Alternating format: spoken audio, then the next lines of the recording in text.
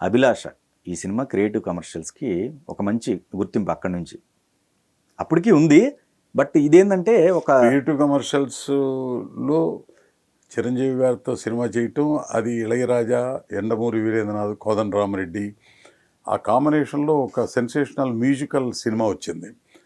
చిరంజీవి గారు మ్యూజికల్గా ఎంత బాగా చేస్తారు అని ఒక కొత్త ట్రెండ్ని క్రియేట్ చేసిన సినిమా అది.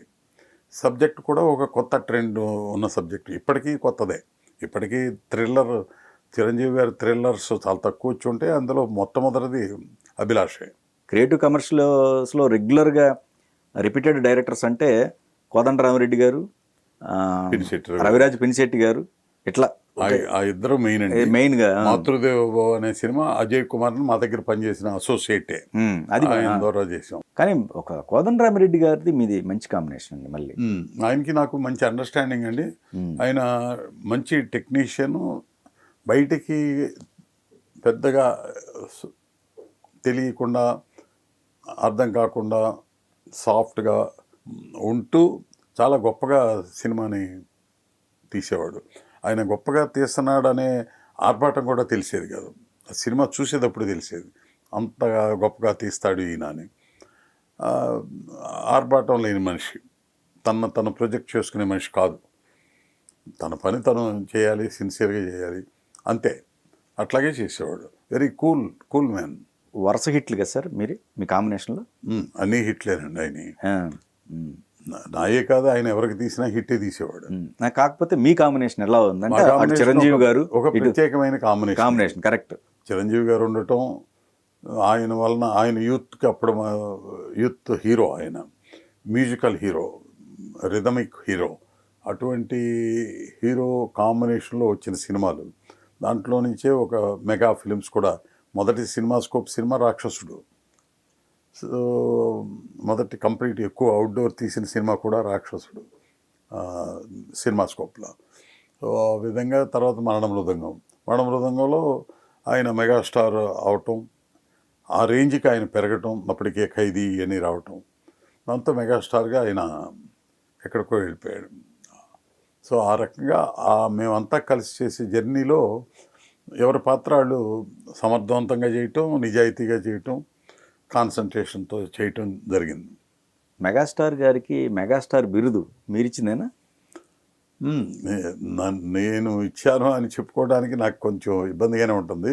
ఆయన అంత గొప్పవాడు కాబట్టి ఆయనకి ఆ టైటిల్ ఇస్తే బాగుంటుంది అని అనిపించడానికి ఆయన పర్సనాలిటీ, ఆయన యాక్టింగ్, ఆయన సక్సెస్, ఆయన మనిషిలో ఉన్న ఒక మంచితనం, బయటికి తెలియని ఒక గొప్ప మనస్తత్వం, ఇవన్నీ కలిపి ఆయన మెగా చేసినాయి, నాతో మెగా అనిపించినాయి. సో నేను అప్పటికి రామారావు గారు, కృష్ణ గారు, చాలా పెద్ద పెద్ద హీరోలు, సోమన్ బాబు గారు, కృష్ణంరాజు గారు చేసేవాళ్ళు. సో నా హీరో మెగా హీరో, మీరంతా సూపర్ స్టార్లు, నట సామ్రాట్లు, ఇట్లాంటివి చాలా ఉన్నాయి. నా hero mega, new generation hero అని చెప్పి అప్పుడప్పుడే ఐటీ కూడా స్టార్ట్ అవుతుంది. ఆ టైంలో ఎటువంటి టైటిల్ అయితే బాగుంటుంది అనుకుని వచ్చిన ఆలోచన అనమాట మెగా అనేది.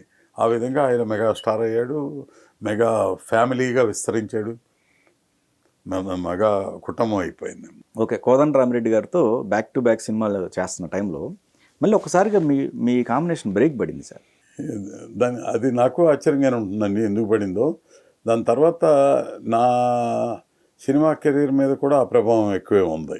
సినిమా ఏదో మిస్ అయిన ఫీలింగ్, గ్యాప్ ఎక్కువ వచ్చిందనే ఫీలింగ్, దీంతో నాకు మేకింగ్లో కూడా కొన్ని అప్పుడంటే ఒక అండర్స్టాండింగ్తో మనసులు కలిసి చేసే పరిస్థితులు అనిపించాయి. ఆ ఫీలింగ్ తగ్గింది. అయినా మ్యాక్సిమం నన్ను నేను నిలబెట్టుకోవాలి, నిరూపించుకోవాలి అనే దీంట్లో చేసిన సినిమాలే తర్వాత ఈ చంటి కానీ, క్రిమినల్ కానీ, దమ్ము కానీ, బుజ్జిగాడు కానీ, ఏదైనా నన్ను నేను నిలబెట్టుకోవడానికి చేసినవి.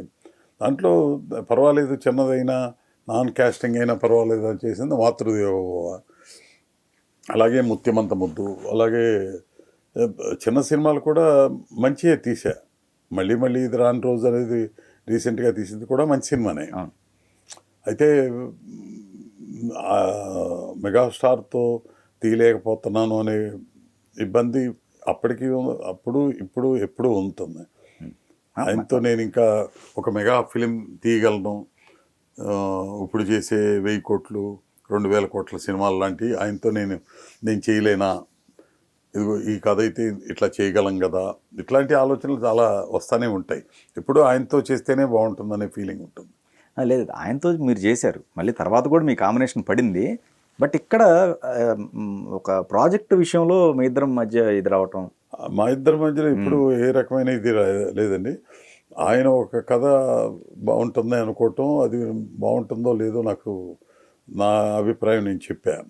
అది అంత కథ గురించి కాదు, కానీ దాంట్లో ఉన్న క్యారెక్టరైజేషన్స్, దాని స్క్రీన్ ప్లే, అది తీసే ప్రజెంటేషన్ చేసిన విధానం, అట్లా కొన్ని ఇబ్బందులు ఫేస్ చేయాల్సి వచ్చింది. అవి చెప్పాను.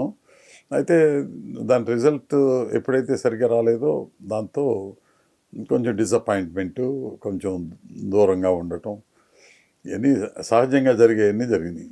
ఓకే. అంతే, దాంట్లో అంతకన్నా పెద్ద ఎప్పుడైనా సహజంగా జరుగుతాయి. కంటిన్యూస్గా రోడ్డు ఎప్పుడు స్ట్రైట్గానే ఉండదు, మలుపులు కూడా తిరుగుతుంది. ఓకే. అంతే. కానీ స్టువర్ట్పురం పోలీస్ స్టేషన్ దీనికైనా ఇక్కడ నుంచి అక్కడికి నాంది అదే అనుకోవాలా? అంటే కాంబినేషన్ ఇక్కడ బ్రేక్ అయ్యి అక్కడ ఎప్పుడైనా ఏదో ఒక దాంతో బ్రేక్ అవుతుంది. అది స్టోర్పురం పోలీస్ స్టేషన్ అని అనుకోవచ్చు. అయితే స్టోర్పురం పోలీస్ స్టేషన్ జనానికి నచ్చలేదు, కానీ మేకింగ్లో సిన్సియారిటీ ఉంది. ఓకే. ఎక్కడ కాంప్రమైజ్ అయి తీలా. అది అన్నీ మామూలుగా అన్ని పిక్చర్లు ఎలా తీసాం అలాగే తీసాం. అయితే కంటెంట్లో కొంత ఇబ్బందులు ఉన్నాయి. అప్పటికి అంకుశం అనే సినిమా వచ్చింది, ప్రతిఘటన అనే సినిమా వచ్చింది, అంటే పోలీస్ ఆఫీసర్గా మెయిన్ క్యారెక్టర్తో వచ్చినాయి.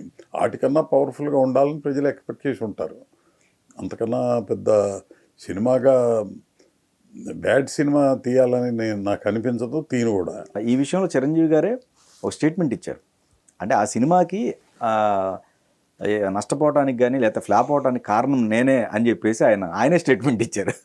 అంటే అది నా మీద ఉన్న ప్రేమతో కానండి, అది అందరూ కలిసే అది సక్సెస్ అవ్వకూడదు. చాలా పిక్చర్లు బాగుండే సక్సెస్ అవ్వండి, అదృష్టం కూడా ఉండాలి.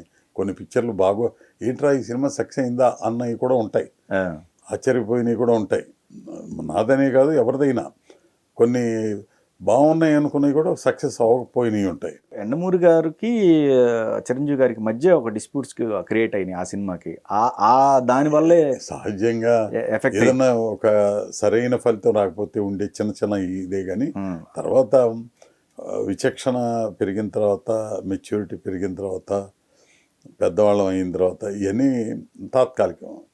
ఆ టైంలో అయిపోతుంది. నెక్స్ట్ మళ్ళీ అందరూ టాలెంటెడే కదా, ఎవరిని తక్కువ చేయాల్సిన ఇది ఉండదు. ఫెయిల్యూర్ అనేది తప్పదు, మనం ఒక్కళ్ళ మీద ఆధారపడి ఉండదు, ప్రజల మీద ఆధారపడి ఉంటుంది, వాళ్ళ అభిరుచి మీద ఆధారపడి ఉంటుంది. అది రిలీజ్ అయిన టైంలో ఉన్న అదర్ పిక్చర్స్ ఇటైనా గొప్ప అయి ఉండొచ్చు, ఇట్లాంటివి ఉంటాయి. సినిమా అనేది 100 సినిమాల్లో అనేక రకాలైన సినిమాలు వస్తాయి ప్రేక్షకుడికి ఎంటర్టైన్మెంట్ ఇవ్వటానికి. వాటిల్లో ఆ టైంలో నేను ఇవ్వలేకపోయి ఉంటాను.